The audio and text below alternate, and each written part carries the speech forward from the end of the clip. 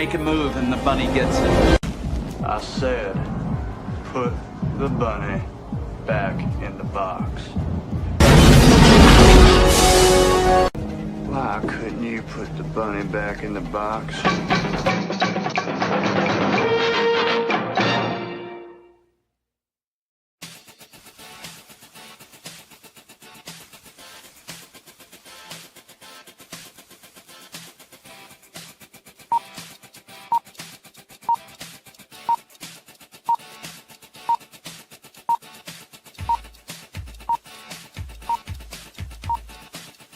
It's showtime.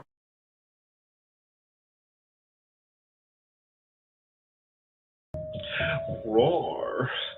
Roar. Colonel Ironsides here.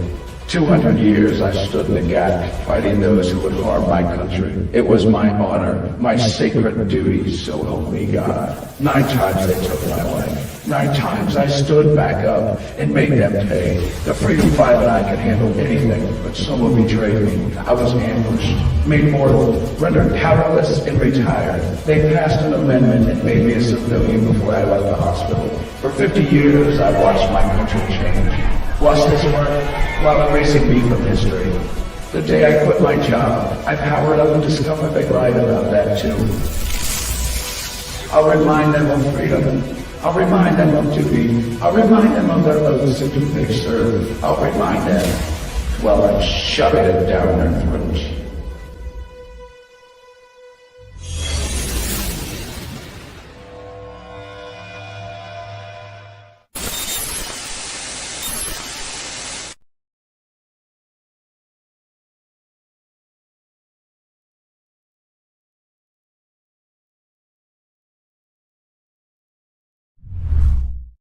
Psychically, I'm very well endowed. I want to know what you're thinking.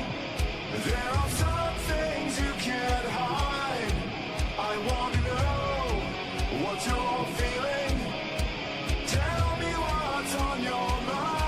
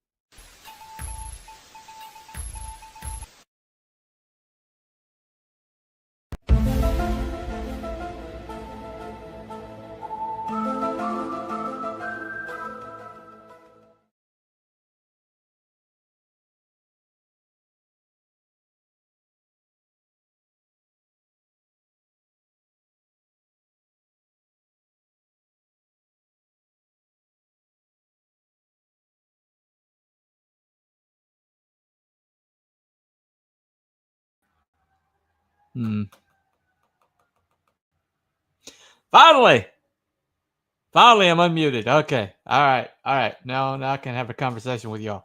Well, today we're going to talk about an individual who has been controversial in the realm of comics, but really shouldn't be. I mean, he really shouldn't be all that controversial, and yet he somehow is. And we're going to talk a little bit about why that is, while we give kind of a eulogy to the editor-in-chief of Marvel Comics, after the most notable one after Stan Lee himself. You know, if you ask people off the top of their heads, the editor-in-chief at Marvel Comics, name me off the top of your head, they would say Stan Lee first, but then immediately thereafter, they'd probably say Jim Shooter. And so now Stan Lee is beloved. Stan Lee had all those cameos in the MCU. Stan Lee was kind of like a mascot, you know, all the way up to the day he died, unfortunately. That's a story for another day. But the thing about it is Stan Lee basically is why he's beloved. He has his detractors too, except people are willing to dismiss Stan Lee, the bad side of Stan Lee. But Jim Shooter, it seems like Jim Shooter, they are, shall we say, unforgiving. And why is that? Okay. Well, there's a few clues. Okay, hold on. All right. Creators Outlet says, let's go. There you go.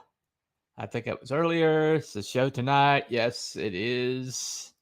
It is showtime. I'm sorry I'm late. I'll tell you why in a little bit. No audio. There it is. Yep. Okay. And holy crap, your beard is on fire. Yes, I do dye my beard. But it's my trademark. So at this point, I'm kind of stuck with it. But I'm okay. I'm okay with it. Anyway. So basically, we're talking about Jim Shooter. We're talking about a editor-in-chief. Now, I looked through a lot of different. Let me show you what triggered all this. Let me show you what triggered all this. Let me go ahead and pick this up for you. Okay.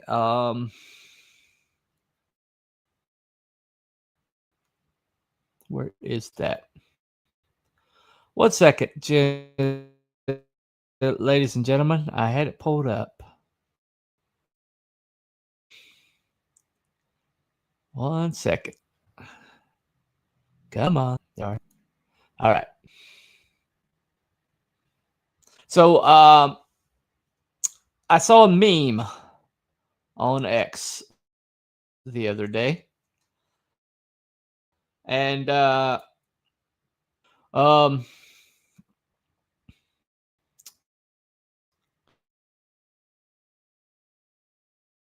window. Why is that not showing up?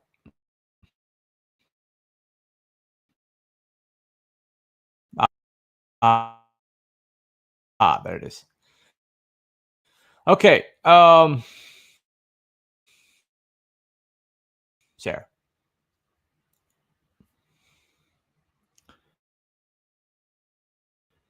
Come on. Where you at? All right. So this, so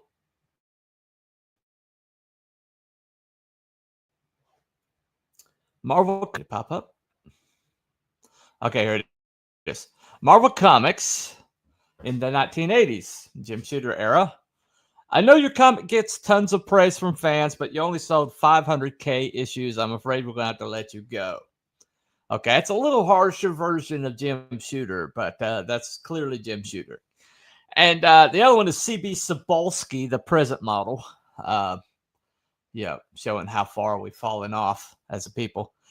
Your comic didn't even sell 10K issues. We're just going to call the fans Klansmen and put you on Spider-Man. When I read that, I was like, that really shows the difference of now it's a little bit kind of a little bit disingenuous about Jim Shooter's actual attitude and why he did things. But it did show kind of like a little bit why they hated his guts. Hold on a second. Hey, Mr. Sir. Hey, Dan Grix. Good to see you. I thought it was like showing off how absolutely insane your genetics are of Scotch Irish blood. Well, I did have a darker red beard when I was younger. And when I was told that my beard would grow scraggly because it was losing the tint in it. And it was suggested that I put some beard dye in it to keep it from going like scraggly. And so I chose to go with the red, closest to my former color. So that's why I dye my beard. Anyway. Okay, they couldn't handle the truth. Okay. It's a possibility. It's a possibility. Okay. Now, one thing that Jim Shooter did that present Marvel does not. Is Jim Shooter embraced fans. Yeah, especially old school comic fans. While the rest of the mainstream comics seems determined to kind of like find a new audience, Jim Shooter was kind of like, there's nothing wrong with the audience we had. And, here's how we need to get them back.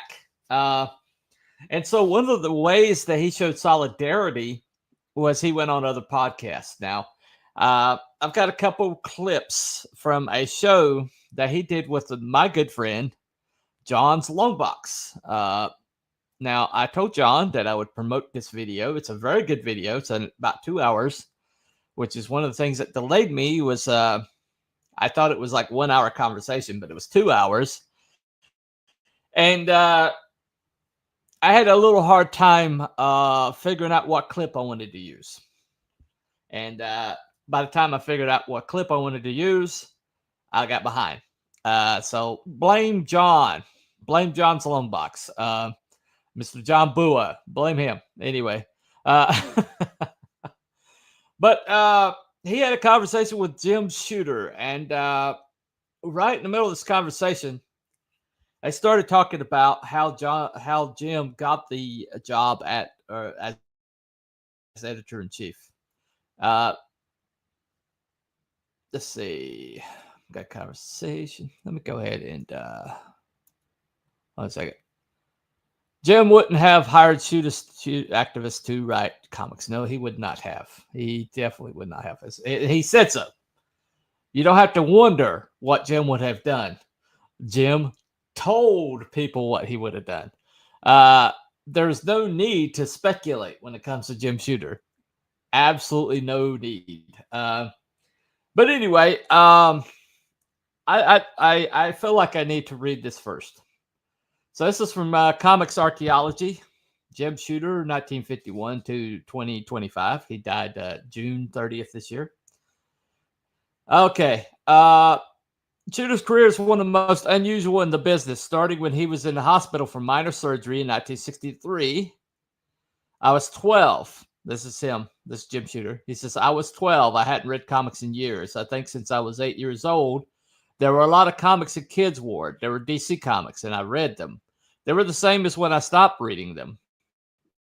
And then there were these other comics, all kind of ratty and dog-eared because they'd been read so much. These newfangled Marvel comics.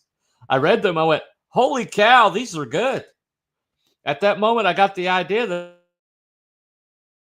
if I learned to write like this Stan Lee guy, I could write for these other turkeys, DC, because they sure needed help.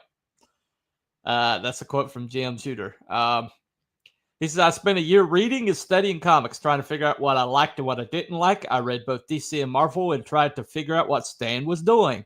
When I thought I was ready in the summer of 1965, and I was 13 years old, I wrote and drew a comic book story for Legion of Superheroes. I thought it was the one comic I can make the biggest difference with.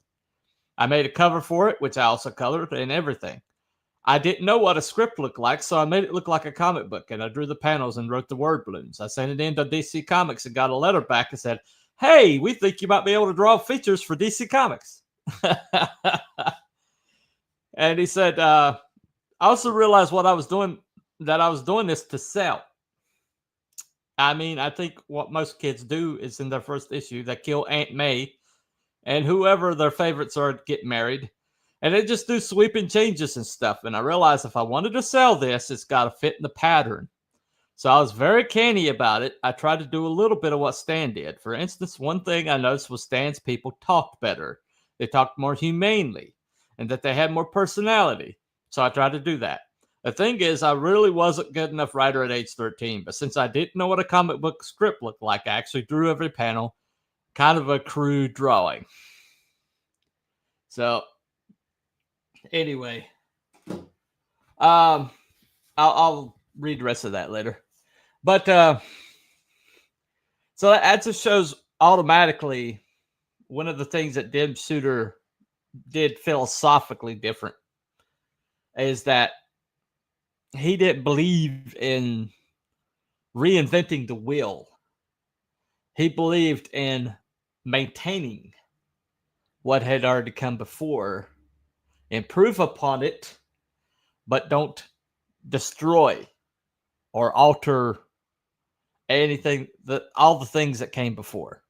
You can change it, you can, make tweaks to it, but the will is the will. And that was his biggest philosophy. And it's also one of the things that got him in trouble with creators who thought that they should have the freedom to do whatever the hell they wanted to these characters. Anyway, let me play this first part of the interview. This is out of 2 hours. I tried to pick the most salient part. Let's see. His Defiant universe was great stuff. Okay, well, we'll get to that. We will get to that. We're a little ahead of the game. That's a little ahead of where we are. But here you go. So it seems comic books hasn't changed. There's always been fighting and drama. And well, there wasn't for a while. It wasn't for a while because when I came in, I said, "We're not. This is not what I would train to do, and I'm not going to put up with it." Which didn't make me real popular. I mean, I got the books on time. We got the books on time. And when you have to take a book away from somebody or something like that, that they never think, "Oh, he's a wise man. I'm going to do what he says." They, you're cutting my income. No, I'm not. You only get paid for what you deliver. Anyways, I mean, it took a little,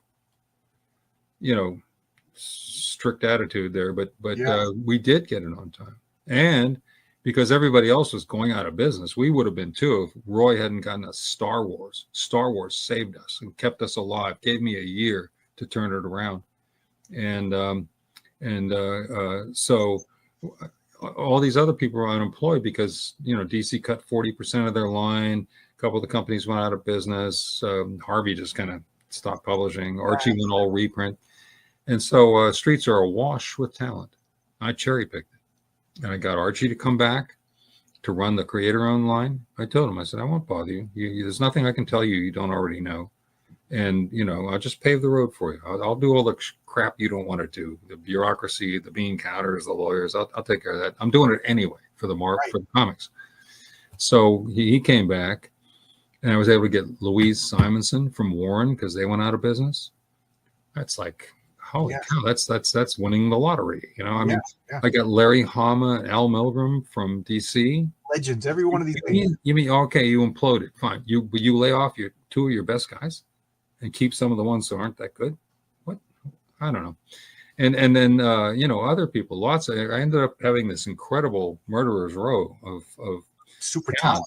Yeah, I had Salikrup, I had Carl Potts, I had Bob Budiansky, I had eventually Ann Nesenti, who replaced Louise, got married, moved upstate, and Ann Nesenti replaced her. Genius girl. Yeah. And all these wonderful people working for me, and I had, like I said, John Romita is my art director. I talk about falling into a pot of jam. I mean, and other good people, great production people, and some really special people there. And can't win with that team. Fire the coach. I've said this a million times. I've been doing this for 3 years now on YouTube. That the Jim Shooter years are perhaps the greatest pinnacle of and like we were talking about the snake pit that was going on there for a while. Not when I was there. No, it was a lot more collegial. I had the best editors. They knew what to do. They weren't into this petty politics stuff. I made it my job. I mean, the editors did most of the work on the books. I kibitzed here and there, or I would preach philosophy. Care about it, make it mean something. Here's how to do continued stories. Here's how to and I kept telling him it's a relationship marketing business. It has more in common with single malt scotch than it has with magazines or books. Magazines sell by the cover and the little blurbs that tell you all the wonderful articles that are in it. Books sell usually by the name of the author. Comics, you're not selling this issue. You're selling this one and the next 6. Because if people feel that relationship, if they care about Spider-Man, they'll buy the next 6. And even if some of them aren't good, they'll say, well, maybe the next one will be better. So you probably got 6 issues, you know, to screw up. But that's what you're trying to do. You're trying to make people care about the characters, about the world they're in, and all that stuff. And my guys got it. I didn't have to really preach to the choir there too much. Not to the new guys, sure, but because they all knew. They sit there. Is he done yet? You know. Well, you know, I'm a construction worker. I'm off for a couple of weeks right now, and everybody hates the foreman. You know what I mean? Every job I go to, the first thing people say is this foreman is a real pain. I've never been on a job where anybody said the foreman's a great, but you know what? The jobs get built. You know, everything gets, and the foreman's got to make. This foreman for a little while. I mean, when I started out, there was so much that had to be fixed, and it took some. I had to be tough, you know, sometimes. Yeah.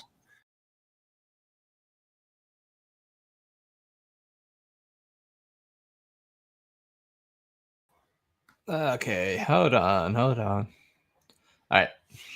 Anyway, so basically, what he's saying there is, I mean, you can see what he said. He didn't really mince words,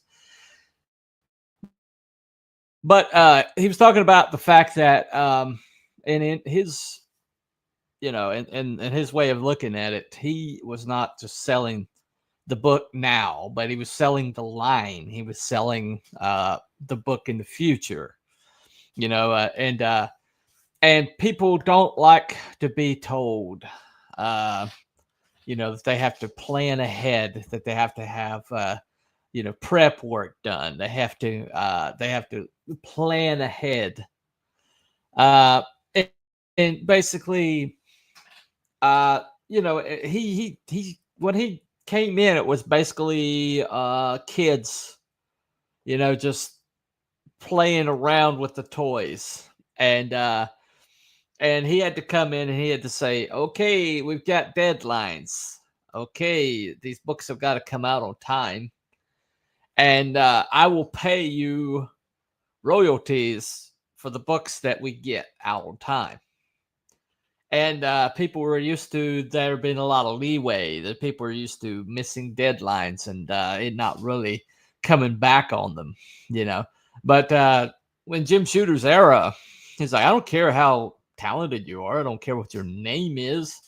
I don't care, you know, what your history is. If you're, you know, I mean, one of the things that people got upset with Jim over was the fact that him and Kirby parted ways, and because Kirby was missing deadlines, and Kirby never missed deadlines, you know, and so, you know, he was willing to let Kirby walk, and people were like, oh, you know, that's like letting Stan Lee walk, you know. You can't do that. And Jim Shooter's like, well, I just did, and so people were, you know, it's weird. It's like this guy, you know, he had a kind of a job to do, and he was willing to do the job. You know, it's funny, but the most unpopular teachers I've had, and the most unpopular boss men that I've had, the classrooms were the ones that I learned the most in, the ones that I got most work done, and the boss were the ones that made the place run like a top. But you know, you're cussing him under your breath the whole entire time, and I think Jim kind of got caught up with that. You know, he was kind of like the adult in a room to a bunch of toddlers, you know, emotional toddlers who didn't like being told no. But also, there's also a incident that came up that really, you know, he kind of run afoul of the commies. Okay. There's no other nicer way of putting it. But he tells the story better than I do. Here you go.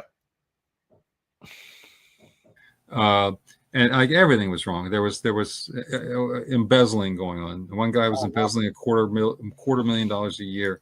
There was a lot of smaller theft. Somebody was stealing all the subscription cash. There were people who were using our mailroom to send all their postal stuff out, all their own personal things. And a lot of little minor theft and corruption everywhere, and double vouchering and all kinds of stuff. Well, and then on top of that, Neil Adams wants to start the Comic Book Creators Guild and go on strike against Marvel. I mean, seeing that we were weak at that point. And I said, Neil's my buddy. I said, Neil, give me a chance, and he knew I wanted the same things he did. But he said, well, I think it'll put pressure on him. I said, you're putting pressure on me. But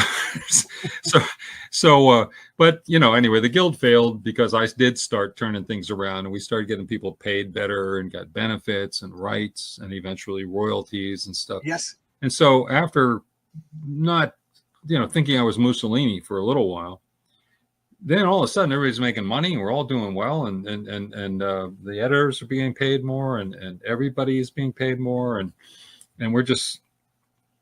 we dominated the market. We were 70% of the market toward the end of my time there. And DC we were both 30% when we started in 1978 when I started, and of course the direct market came along. We were doing better books, helping them grow. Direct market grew, helping us grow, and the rising tide lifted all the boats. Absolutely. All right. So, but Marvel in that rising tide went from 30% to 70%. At the same time, DC fell from 30% to about 18%. But in the growing market, 18% was bigger than 30% used to be, because 30% of a small market is not as big as 18% of a big market. So I mean, they lost market share, but they were doing fine, and they're fighting back. They're doing Watchmen, they're doing Dark Knight. So it was a good time for comics. It was really good. Everybody was kind of doing well. The people were doing well. People were generally happy. And because the direct market grew, then there was a venue for all these small publishers, because a little publisher can't get service from ID wholesalers and stuff. It's not happening. Right. But once the direct market was there, pretty much anybody who could, put a comic book together and print it up, Diamond would carry it, or a Capital would carry it.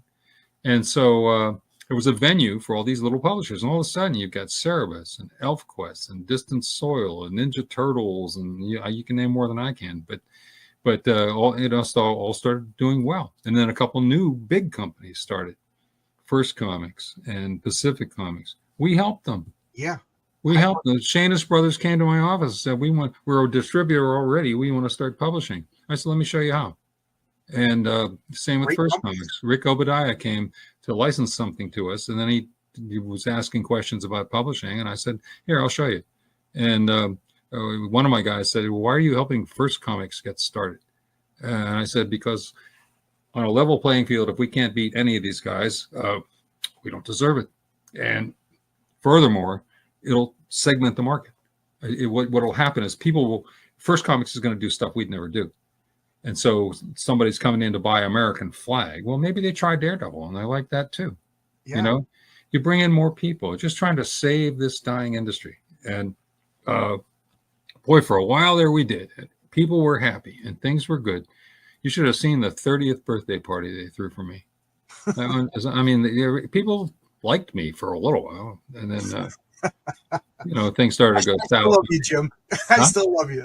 Well, I mean, and then things started to go south when people on Marvel decided to sell it, and it started getting uglier and uglier, and there wasn't much I could do about it. So my stock went down a little bit there, but and finally I forced them to fire me because I just couldn't tolerate it, and what they were doing to my people, the comics people.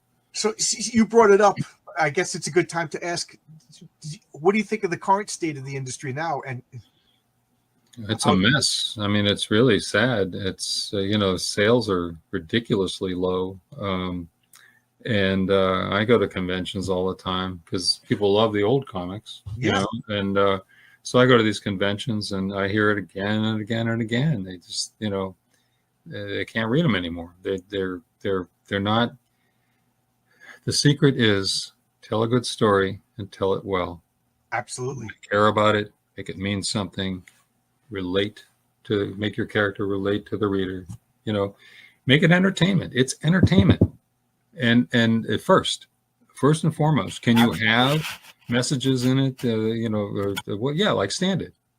Yeah. Do it subtly. Have the character express the opinion, not you. Because if it's the writer talking at you or it's the company talking at you, that's propaganda. And I even if you agree with it, you don't want to read propaganda. Nobody does.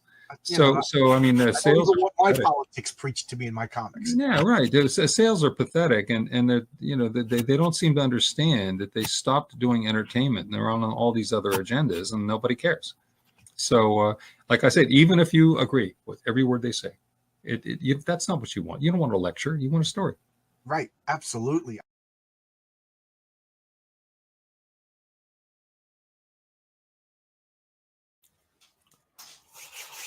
Couldn't say it better myself. Now let's address the elephant in the room, King Kirby. Okay, this is This is Jim Shooter's own words. That he wanted Marvel to be a star-driven business, and he was talking about he created a royalty system that wasn't there before, and he tried to give people, like, you know, control, as much control as possible. So he said, I could do anything that was self-liquidating. I started right away to build this royalty system. I sat down with a financial offer trying to work out a fair system. He kept complicating it. For one thing, he said it should only be for an increase in sales. It shouldn't be whoever's on Spider-Man now gets more than who's on Ghost Rider. I said, no, that's okay. What's going to happen is that the better guys will do Spider-Man, and we're going to get a star-driven business. Now, he said, we argued about that. And then two things happened. Kirby threatened to sue us. King Kirby threatened to sue us. The word royalty implies ownership, and it put us in an awkward position that could be used against us in court. The same with artwork returns. The way his lawyers phrased it, his demands that Kirby wanted his artwork back, to give it back would have been tacit admission that he owned it and had all the rights. Kirby single-handedly held up the return of artwork and the royalty system for a while. Gerber helped when he sued us over Howard the Duck. So lacking a royalty system, I needed an incentive for these guys. I set up the continuity business, or the continuity bonus. Sorry. You do 3 issues in a row, you get 500 bonus. You do 6 issues, you get $1,000. You get 500 every 3 issues you put out. I did it to keep the same guy on the books. That worked. It was the first incentive system in mainstream comics. I also introduced life insurance. If you earned $7,500 a year at Marvel freelance, you got 10,000 life insurance policy automatically. Health insurance, if you earned $7,500 a year at Marvel freelance, you were covered by our major medical. Most guys could do that in a couple months and were covered. And so basically, one of the things that Jim got smeared with was the fact it's like, oh, he mistreated he mistreated Kirby. You know, he mistreated Kirby, you know. And Kirby's right up there with Stan Lee. Let's face it. You know, Jack Kirby is, you know, monolith in his business. And Jim Shooter had the nerve to tell him that you know, that he had to follow the same system as everybody else. And so he took his toys over to DC. And so everybody's like, well, he ran Kirby off, you know. But you know, I don't know what was in Jack's head. Jack is usually got great stories about how he was a kind-hearted individual. People loved the King. And yep, see, it's like a comment right there, right? But the people love Jack Kirby. They do. Still do to this day. He is one of the towering artists that has ever worked in comics. And yes, he did get a rough draw deal later on in his life. And it's a shame that, well, but a lot of the damage that was done to Kirby happened about the same time Ditko got the shaft, and that was all under Stan Lee. You know, a lot of the bad things that happened to Kirby happened with Stan Lee. But Stan Lee gets a pass, but Jim Shooter doesn't. But the fact is when he tried to institute a royalty system at Marvel, Kirby came for back royalties. Kirby tried to grandfather himself in, and Jim Shooter fought him in court. It's like, and so that was one of the things that left a bad taste in people's mouths. I mean, there's just certain people that in the business that are just they're untouchable, and Jack Kirby was one of those people. And so anybody that had any conflict with him, anybody that had anybody heads with him, or in any way, shape, or form seemed to be denigrating him, was going to be smeared. And then with the whole thing with the Neil Adams trying to create an equity, comic book creator union, and Jim had to squash it because basically they was trying to attack Marvel while Marvel was weak, which is when the unions come in. They usually try to come in when Marvel or whatever entity they're trying to infiltrate is weak. That's when you see unions coming in and trying to organize. And so he had to squash it, squash the unions right there. And Neil Adams, who is a avowed communist, look it up, he's an avowed communist, did not like that. And so basically, Jim kind of ran afoul of some pretty powerful people in the business. And they denigrated him pretty good. Eventually, he did leave. He basically, one of the things that he did that was very important was Secret Wars. Secret Wars was the first mass crossover event in comics. But he didn't do a multi-book crossover. That was later. What he did was a multi-character crossover. He basically took all these characters, yanked them out of their continuities, and shoved them into this game board with the Beyonder. And that had never been done before. So you had these incredible interactions. These characters that never saw each other in other books, and they're interacting. That's one of the things that made Avengers so cool, was the fact that all these characters people loved were interacting and working together. But then he, in the waning days, he had another idea. He's like, why don't we, instead of removing them from their books, why don't we just tell the story through multiple books? And that's still the model they're using today. And that they have taken it to the extreme, and now everything's like a, multi-issue crossover, and it's kind of been destroyed. It's been destroying the industry a little while now. But his first idea was the Mutant Massacre. Now, the Mutant Massacre is my all-time favorite group of comics that whole entire run. I hold it as the pinnacle, especially in X-Men writing. You can't read one of those books without just being in awe of just the writing and the character development. I mean, even the weakest books are still really good. But when I actually I asked this question on John's Longbox show, and he didn't quite answer my question. So when I went to Hero Con, this is in 2023.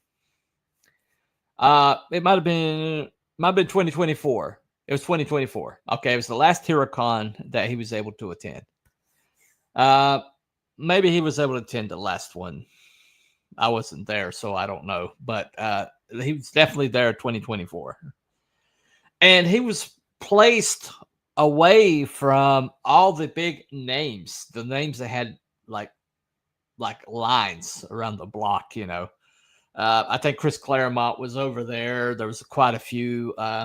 I don't know if Liefeld was there, but some of the bigger names in comics, and they had lines, man. And Jim Shooter was over here, way over here with, I guess, the riffraff, smaller comic book companies, smaller creators. And he didn't deserve there. he didn't deserve to be there, but he was there, just kind of, looking a little grumpy, I guess. But I was able to walk right up to him, and I was able to ask him about Mutant Massacre. The thing I wanted to know about Mutant Massacre is that my favorite writer of that whole entire thing was Wheezy Simonson. And so I mentioned how I thought the Mutant Massacre was the pinnacle of at least writing in the X-Men, maybe even all of Marvel. There's a Thor story kind of mixed in. But I told him what I thought. And he's like, well, he says, I came up with the initial idea, and we had the first few meetings. And he says, but I knew I was on my way out. And so I kind of let Wheezy Simonson, be the architect of it. He says, this is what's great about Jim. This is what's great about Jim. He says, she didn't do what I would have done, but it turned out really good.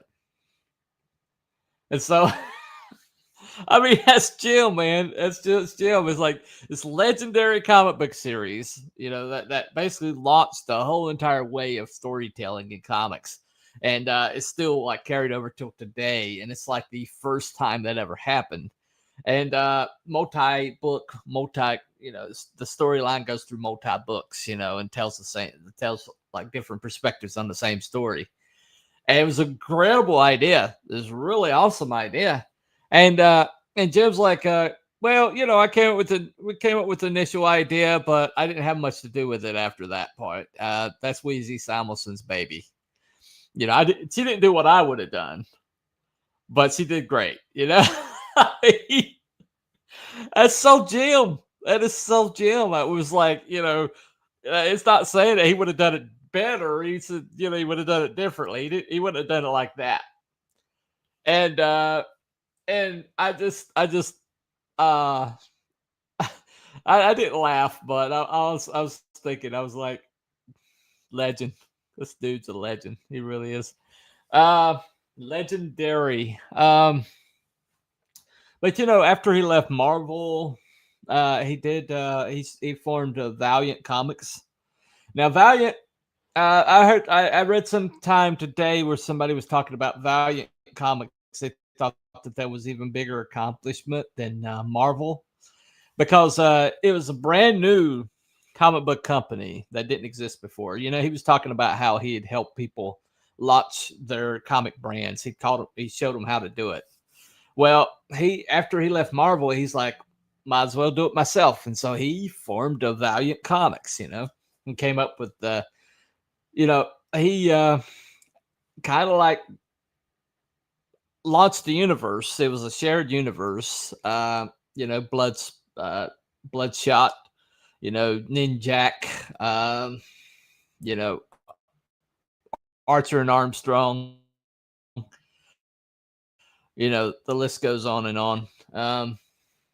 But he basically launched this universe and shepherded it through its first few years. Eventually they got bought out and he got usurped, kind of. And then he went on to form Defiant Comics, which, Creators Outlet's evidently a fan of. He likes the Defiant Comics. Okay. Then he did Broadway, I think. Hold on a second. But he did Defiant, and then he did Broadway. And let's see. But yeah, he did everything from he did writer, he was a penciler, he was an editor, and he was a publisher. So he pretty much did it all. Let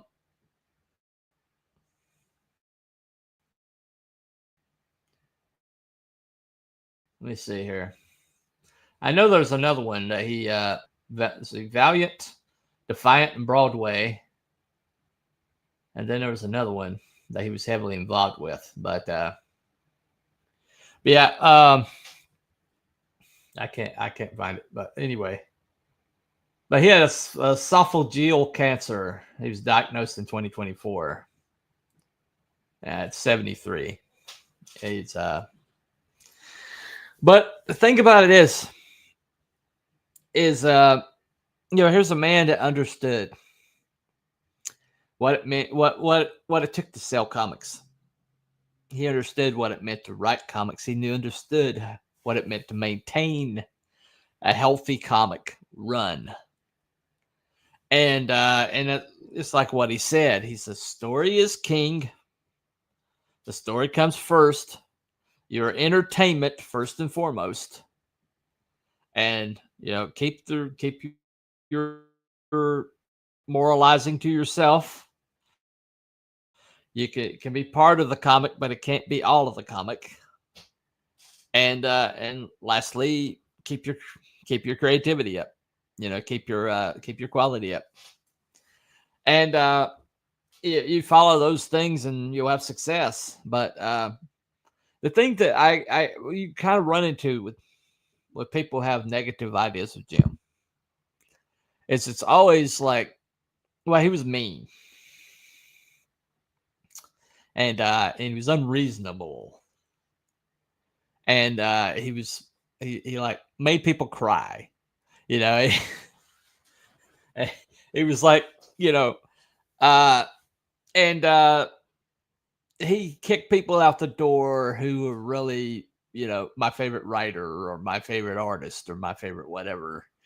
Some people think that some things that were like started with Jim probably wound up metastasizing into Image Comics later. And that some people lay Image Comics at the feet of Jim Shooter. Even though Jim was out the door a long time before Image. Image started in the early 90s. And Jim was out the door by the late 80s. But a lot of the things that he instituted, that the whole idea of star-driven comics, that was basically his idea, was that we'll make the creators a big enough name that their name on the book is going to sell the book as well as the name on the character name on the book or the IP itself. He got that idea from book publishers, and so that's why he started building people up. Oh, you like this art from this artist? Here's like a pinup. Here's a cover. Here's what else they're doing. You like this writer? You think this writer's real good? This is what else they're on, and this is a smaller IP or smaller one shot or something like that to boost this particular writer. And so not only did he turn like anonymous creators into household names and set up a royalty system where people could get paid for successfully putting out comics. But he also fought off Jack Kirby coming after back royalties that Stan Lee screwed him out of. Not Jim Shooter. Stan Lee screwed him out of that. And Steve Ditko. And so basically a lot of the anger that gets aimed at Jim Shooter, a lot of the hatred or disdain or negativity that gets aimed at Jim Shooter it's basically because he took this sinking ship, this floundering, monstrosity that Marvel had become after Stan Lee had left it in a mess, and all these other editors had taken their time to try to straighten it out and had given up. And so by taking that on, because people can't bring themselves to give Stan Lee, any negativity, or Jack Kirby any negativity, the guy who basically, cleaned up their legacies it seems all that negativity that nobody can put on Jack Kirby or Stan Lee gets placed on Jim Shooter. It's a classic projection. Okay. What did he do? Jim Shooter came in to a mess. He came into a place where writers and artists were not getting appreciated. They weren't getting money for their work, and weren't getting paid. Didn't have any kind of say in what was going on, and a lot of the mess was left over from Stan Lee's tenure down through these other editors, and he straightened it up. Got them publishing again. They published on time. The comics were quality. And they maintained a continuity throughout the run. You picked up a book, it built on a previous book. And I had somebody give a criticism that Jim said you can't kill heroes. And so during his run, he forbade people from killing off heroes. And so that was seen as a negative. But at the same time, I mean, yeah, heroes are going, it's a hazard job if they're in. But Jim was trying to kind of like right the ship. And he couldn't have, main characters being killed off. While he's he couldn't burn IP while he's trying to right the ship. That's what they're doing now. They're burning IP.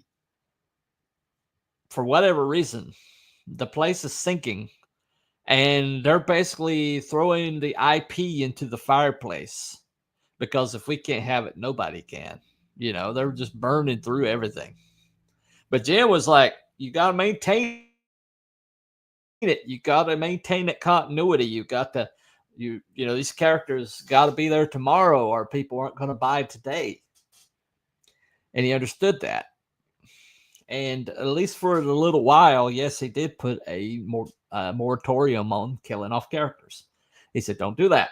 He put the kibosh on like storylines that were going to kill off characters that he was trying to build the Marvel Universe with. And so that got him some hatred. That got him anger. And people don't like being told no, especially creatives. We are a sensitive lot. It's one of the things that makes us creatives, also makes us divas. And we don't like to be told no. We don't like to get editorial notes told that we're not just the most awesome, wonderful people or writers on the planet. We don't like it. And so when somebody does that, we give them pushback. And so people would leave Marvel with fingers in the air, some big names, left Marvel, went to DC, cussing Jim Shooter the whole way, saying Jim Shooter is the reason he left. And so basically when Jim Shooter was fired from being editor-in-chief, they could get their revenge because he was on to the next project and he just didn't. He's a guy that moves forward. And so they were able to frame his legacy. And they did a good job of framing it right into the dirt. But look at the comics that he produced. Let me look at them. For the time he was Marvel editor, some of the best comics that have ever been produced. I mean, period. In all comic history, some of the best ones that have ever been produced at any comic company. I will put them up against anything. But I hate that he's gone by the time that some people were able to finally appreciate him for the man he was and what he tried to do. And a lot of people believe, man, he could have straightened this all out. If you if they could have gave him like editorship, he could he could have just straightened it all out. Of course, he when people would say that to him, he's like, I'm 70 years old. What are you talking about? I'm not gonna be, I don't have the energy. I don't have the patience to do that. Herd cats anymore. But he created all the way up to the day he died. You go on jimshooter.com and you got works that are still being produced that he wrote. I mean, he created all the way up to the day he died. And so RIP to Jim Shooter, editor-in-chief of Marvel Comics. Right behind Stan Lee is probably the most popular or most famous editor. And, you need to go back and reevaluate. Maybe the narrative is not the narrative. I mean, the narrative's the narrative, but maybe the narrative's not the truth. We see this so much now to where we go back and we check these narratives that things that we'd always assumed was right. And we go back and we find out that we've been lied to the whole entire time, that somebody else has framed reality for us. And this is one of those situations. I think if you go back and evaluate what Jim Shooter accomplished and during his run, I think you'll be surprised. And you may just think that he might have even been better than Stan Lee. Stan Lee set the pattern. Stan Lee changed comics. And Stan Lee created the Marvel brand that as it became. But Jim took it worldwide. And so there you go. It's like Paul Di'Anno, first lead singer of Iron Maiden.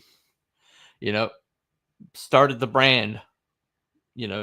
Took them. People started finding out about the name of this group, and then Paul Di'Anno, to the day he died, he had that. He was the lead singer, first lead singer of Iron Maiden. Can't take that away from him. He established it. He established what Iron Maiden was. He helped establish that. But Bruce Dickinson is the reason why we know who Iron Maiden is.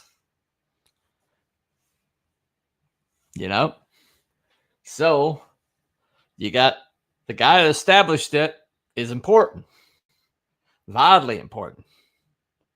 But you also got to respect the guy who expanded it. And that's Jim Shooter. Anyway, thank you all for coming and checking us out. Check out John's Longbox, the Jim Shooter interview. It's about 2 hours, but it's just awesome. It's just awesomeness the whole entire way. It's that's the link right there, but the link is also in the description. But thank you all for coming, and we will see you next time. Follow the white rabbit. And let me get rid of this right quick. Oh, 1 second.